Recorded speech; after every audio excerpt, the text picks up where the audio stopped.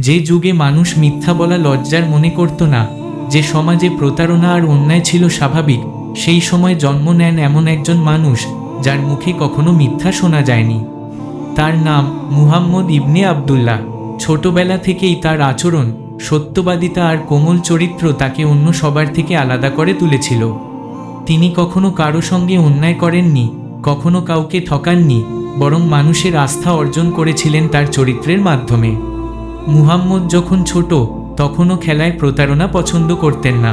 যদি কেউ অন্যায় করত, তিনি বলতেন এটা ঠিক নয়।